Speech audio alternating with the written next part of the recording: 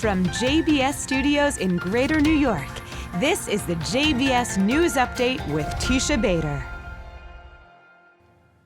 I'm Teisha Bader with the JBS News Update for Tuesday, December the 7th, 2021. A massive security barrier to protect Israelis from infiltrations by Gaza terrorists has been completed. The concrete and iron structure has taken over 3 years to finish. It is 40 miles long, with a section even extending out to the Mediterranean Sea. It is 30 feet high above the ground and also has underground reinforced concrete walls armed with sensors. Hamas has built and continues to build cross-border terror tunnels leading from Gaza into Israel to carry out terror attacks against Israelis.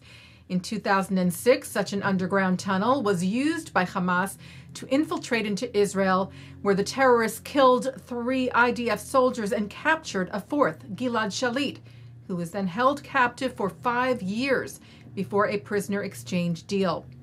Israel's Defense Minister Benny Gantz said today, upon the completion, the barrier, which is a technological and operational project of the highest order, deprives Hamas of one of the capabilities it tried to develop and places an iron wall, sensors, and concrete between it and the residents of the south. Israeli Prime Minister Naftali Bennett met with the leaders of Cyprus and Greece today for the 8th Israel-Cyprus-Greece summit. Bennett welcomed Cypriot President Nikos Anastasiadis and Greek Prime Minister Kyriakos Mitsotakis to Jerusalem, saying this trilateral alliance between Israel, Cyprus, and Greece is good for our people, good for our countries, and good for the region. It has the power to do good. Among the issues to be discussed at this year's gathering, the COVID-19 pandemic and its long-term effects, climate change, energy cooperation, and more. Well, just over 3 years since the Tree of Life Synagogue mass shooting attack, which took place on October the 27th of 2018, that left 11 people dead, the governor of Pennsylvania, Tom Wolf, came to Pittsburgh to announce funding to create a reimagined space at the site of the synagogue. Wolf said, "My administration will provide $6.6 million to help this congregation as it rebuilds after the worst anti-Semitic attack in U.S. history." Today, the Tree of Life community is working to turn this space into a welcoming place of reflection, of education, and most of all, of healing.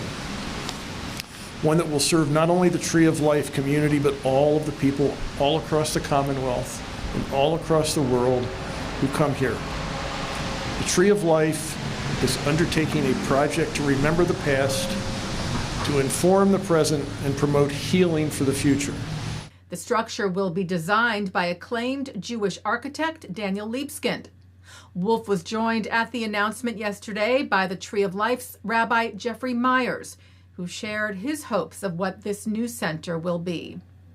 Together with the Pittsburgh Holocaust Center, with your support and the support of so many others, through Remember, Rebuild, Renew, we will transform this site that has been marked by horror and the H word into one full of hope, remembrance, and education.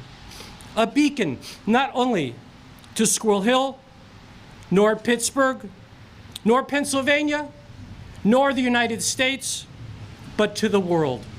The new site will include a commemoration for those killed in the tragedy, as well as spaces for worship and for education, exhibitions, and public programs. Israel officially joined the Horizon Europe program, the flagship program of the European Union, which is the largest research and development program in the world for scientific and industry collaborations. Up until now, Israel has only been able to participate as an associated country.